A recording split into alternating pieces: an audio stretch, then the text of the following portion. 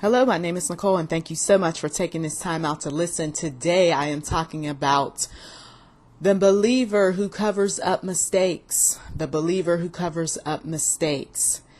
Yes, there is a way that the Christian believer does some things that is very different from some who are not believers.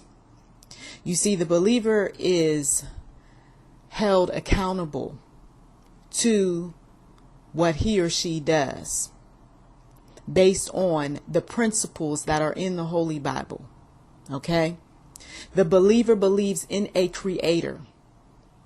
The believer is going to, at some point, talk to others about his or her faith, and he or she is going to have to walk according to what he or she believes. Okay? We have spiritual believers and we have those who are religious believers. There is a difference, and then there's a whole bunch of subcategories. Okay? On the side of the spiritual believers, there tends to be more freedom. Okay? That means that they are not in the church doing all things for the church. They are not a part of any particular group, denomination, what have you. I would be considered a spiritual believer. There are those who are religious believers. They are going to church every single week. Sometimes they are also attending Bible studies. They are a part of conferences. They have pledged their allegiance to a denomination. Okay. But the common denominator is that on both sides, everyone believes in a creator. Okay. They believe that the world didn't just come about, that there is a designer, and whatever you choose to call that designer, the point is that he is attainable. You can pray to him. You can talk to him. You can get him involved in, your matters if that's what you want. You are looking for answers. There's paranormal activities that take place. There's a number of different things that you know that this is the lifestyle that you want, to believe in a creator. Okay. But the believers, whether religious or spiritual, make mistakes. Okay. And so when they make mistakes, you've got the unbelievers, you got the wayward folks, you got the jealous folks, all sorts of people that are going to point out the issues, the problems, the mistakes that believers make. Okay. Because, well, there's all sorts of reasons. I don't believe in what you believe in. I was offended because you told me that I should believe. I don't really like you for any number of reasons. You call yourself a believer, but I can't tell. So you got folks that's going to nitpick and find fault with all sorts of things. Now, when a believer is in the wrong, when they make mistakes, when they don't parent correctly, when they don't talk like they should, when they don't go where they should go, and they're being disobedient or what have you, the believer is mindful of many things that he or she is doing, or a group that they're connected to. And so for some, they are going to cover their mistakes up. Okay. Some things haven't changed since Adam and Eve. Some people are still looking for some ways, some tactics, some schemes to cover up their mistakes. Okay. Now, I know some people don't want to catch hold of this message because you know what you're doing and you know what you're not doing. Okay. So right away, the enemy is going to rise up in or around you and say, turn off that message because that one's not for you. But I say that you need to continue to listen because God is moving in this message.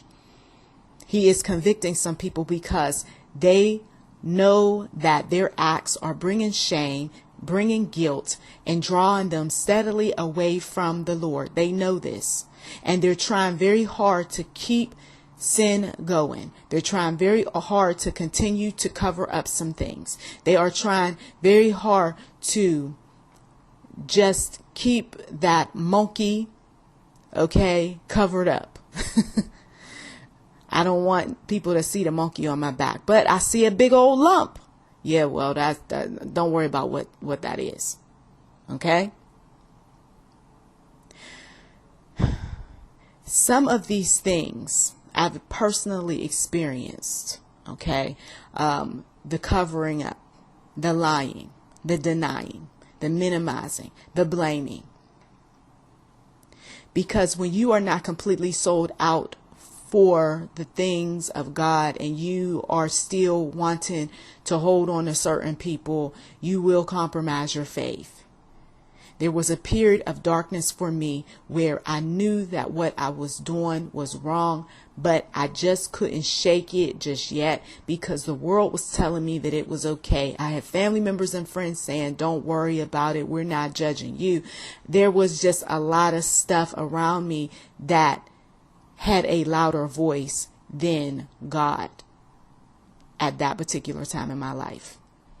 And this period of darkness was one where it wasn't that I was doing something so awful, so terrible or bad. It was just that I did not want to make God front and center in my life. Okay. I just didn't want to, because I knew that there was going to be some sacrifices that needed to take place. And I wasn't willing to give up certain people, places and things. Okay.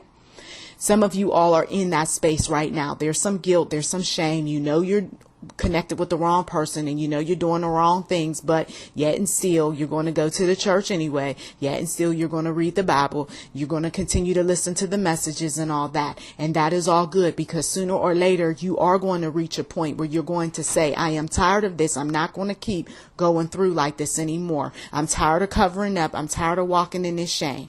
And if it means that I got to break up with some folks, I got to, move away. I got to do whatever it takes to make wrongs right, then that's what I'm going to do. Okay. And I commend people who just see the truth for what it is and they're willing to do something about it. But what I don't like about some individuals are those who want to continue to argue, yell, and say all sorts of stuff as if they are not doing anything wrong. And you can clearly see that that's just what they're doing, is nothing but sinning and encouraging other people to sin. And this is what hurts, because it's one thing if you want to be in your dark world and do your dark things, but don't sit up here and get on the internet and go places and, talk to people and encourage them to be in darkness too. You know where they're headed, in that same miserable spot that you're in.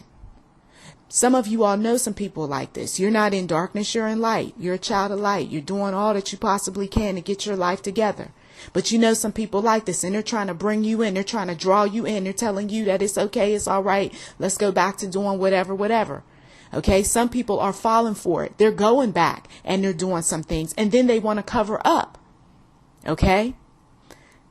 I remember having a conversation with an individual, and this person was bringing up the past and talking as if they didn't have anything to do with some events that took place, and that it was all on me. But the truth of the matter was that even in my mess, I recognized what was going on. But there were certain events that took place in my life that I could not just jump ship. I could not just bail out. Okay. There are those mistakes that you just can't. You cannot. You want to, but your hands are tied for a long time. Okay. And I'm sure you could start listing some of those circumstances. So when that sort of thing takes place and you can't jump and you can't cover up and you can't lie and you can't do too much of anything but just walk in that thing, that's just what you have to do until God frees you, until God releases you. And some of us have been doing some time. Lord Jesus, we've been doing some time because we were disobedient years ago and didn't want to listen to God. And so we had to continue to reap. Okay. So we can walk with the Lord and we can talk about all things righteous and true, but we still have to deal with the issues. People in jail, they can relate.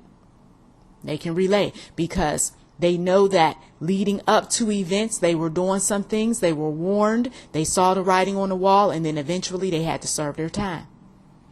Okay. Some of you all, you look at marriage as serving time. Some of you others look at bringing children into this world as serving time. You got others who got all sorts of illnesses and they say they're serving their time, right? We don't all escape out of things that we did umpteen years ago. Some folks signed contracts and they got to stick with those contracts until God releases them or until the contract expires. Okay? So there's no sense in covering up. There's no sense in continuing to deny or lie about some things. But if you put yourself in a position where you're appearing as if you are good and righteous and honest and everything else, then yes, you are setting yourself up to cover up, to lie, to minimize, to blame and everything, because you don't want people to know what's really going on. That's why I encourage people just to be straight up from the door. Here's what my situation is. I was doing this. I was doing that. This is why I'm going through right now. Or if somebody asks you questions about why it is that you're doing what you're doing, or still, caught up with certain groups, or, doing certain things, you just say, this is what I have to do in the meantime because I signed a particular contract or I got connected with someone, and therefore I've got to walk this thing out, but I'm still trusting in God every step of the way. Don't deny it. Don't cover it up. Don't lie about it. Don't try to talk the person out of what they see. Okay. Oh, no, you didn't see me with so-and-so the other day. Yes, I did. Aren't you supposed to be a believer? Well, yeah. Well, explain to me, why would you be over there in that neighborhood? Or why would you be with that group? Or why is it that you work over there? Aren't you a believer? Yes, but here's what my situation is. So if anything, I need some people to pray for me, or to help me through. Or maybe you got some connections that you can get me up out of this so that I can be working where I'm supposed to be working or doing what I'm supposed to be doing. You see? Some people are called to help, but they won't help because they're too busy sitting in a position of judgment. Okay. No, I'm not going to get my hands dirty, so to speak. No, nobody's asking you to get your hands dirty, but sometimes all it takes is some money to get some people up out of their situation. All it takes is some service to help some people.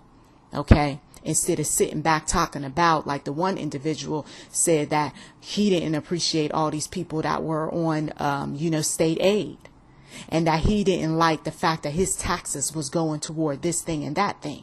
So I politely told him that the church is already burdened with all sorts of things that they're into, and that there has to be some type of additional aid, and that everybody isn't mentally stable or financially strong to be able to handle some things. But of course, some folks don't want to hear that, and they just murmur under their breath and then they go about their business.